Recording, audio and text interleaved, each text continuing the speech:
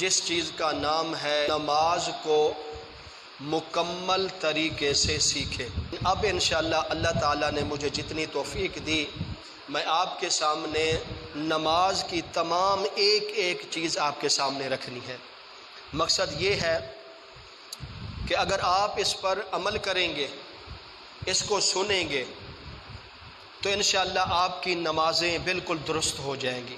اگر ہم اس کو سیکھیں گے اور اس کو سمجھیں گے اور اس پر عمل کر کے اسی انداز سے جو انداز آپ صلی اللہ علیہ وسلم نے ہمیں نماز پڑھنے کا سکھایا ہے، اگر ہم اس طریقے سے نماز پڑھیں گے تو انشاءاللہ ہماری نمازیں اللہ کے ہاں قبول ہو جائیں گی۔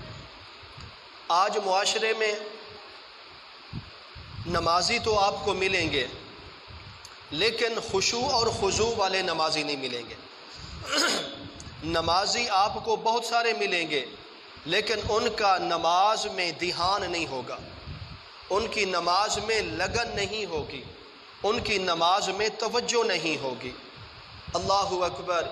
اسی طرح اللہ تعالیٰ مجھے توفیق بھی دے، زندگی بھی دے، میں آپ کے سامنے اس تمام چیزوں کو آپ کے سامنے رکھوں گا۔ اگر آپ یہ نماز کے جو میں آپ کے سامنے ٹاپک شروع کر رہا ہوں نماز کا، نماز کو مکمل سیکھیں، اس موضوع کا نام ہے نماز کو مکمل سیکھیں۔ اور پھر نماز ہم نے بھی سیکھنی ہے، آپ نے بھی سیکھنی ہے، اور اس نماز کو اپنے بچوں کو بھی سکھانا ہے، اپنے گھر والوں کو بھی سکھانا ہے۔ یہ نہ ہو کہ آپ نماز کے پابند ہو جائیں، نماز سیکھ لیں، نماز کے ضروری مسائل سے واقف کار ہو جائیں، اپنے بچوں کو نماز نہ سکھائیں، اپنی بیوی کو نماز کے بارے نہ بتائیں، تو پھر یہ کام بالکل آپ کا صحیح نہیں ہے، کیونکہ کل قیامت والے دن ہر انسان سے اس کے بچوں کے بیوی کے بارے سوال ہوگا کہ اپنے بچوں کو، بیوی کو، کیا اس کو بھی دین کی نماز کی دعوت دی تھی یا نہیں دی تھی۔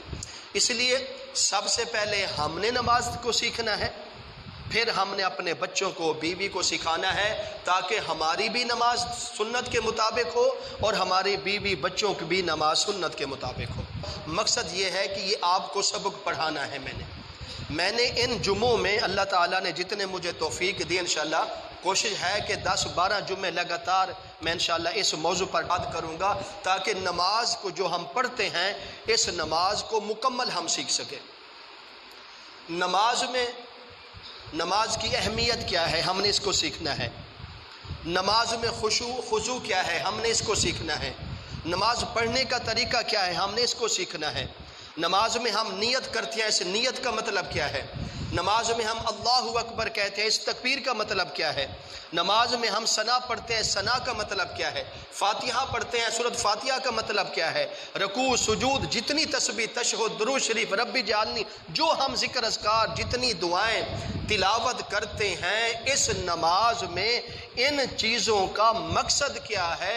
کیا ہم نے ان چیزوں پر کبھی دھیان دیا؟ کیا کبھی ہم نے نماز سیکھنے کی کوشش کی؟ ہماری زندگی گزر چکی ہیں، ہم بوڑھے ہو چکے ہیں، لیکن ہمیں اپنی نماز درست کرنے کا صحیح طریقہ نہیں آتا۔ انشاءاللہ آپ پریشان نہ ہو، یہ وہ مسائل ہیں جو حالانکہ آپ پوچھیں گے تو آپ کو مولوی حضرات بتائیں گے، مفتی بتائیں گے، بڑے بڑے عالم بتائیں گے، پوچھیں گے تو، نہیں پوچھیں گے تو وہ نہیں بتائیں گے۔ بغیر پوچھے ہوئے میں آپ کے سامنے ان مسائل کو کھول رہا ہوں۔ اس طرح سمجھ لیں کہ نماز والی عطر کی شیشی کو کھول کر میں اس نماز کی خوشبو کو آپ کے سامنے آپ کو معطر کر رہا ہوں، کیونکہ کل قیامت والے دن کرامن کاتبین کندھے پر بیٹھے ہیں کہ یہ لکھ لیا جائے گا، فرشتے لکھیں گے کہ میں نے نماز آپ کو کس طرح سکھائی، نماز کا طریقہ کس طرح بتایا، اور پھر آپ نے کتنا اس پر عمل کیا۔ اگر موت بھی آ گئی تو انشاءاللہ اس کا اجر ثواب مجھے بھی ملے گا، اور کوئی شخص بھی اس عمل کو سیکھ لے گا اس کو بھی ثواب ملے گا۔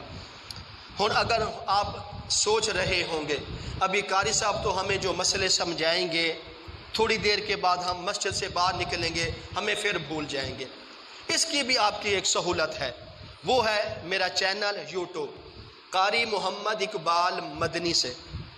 آپ سب واقف کار ہیں، یہ میں جتنے مسائل آپ کے سامنے نماز کو مکمل سیکھیں، اس موضوع کا نام ہے نماز کو مکمل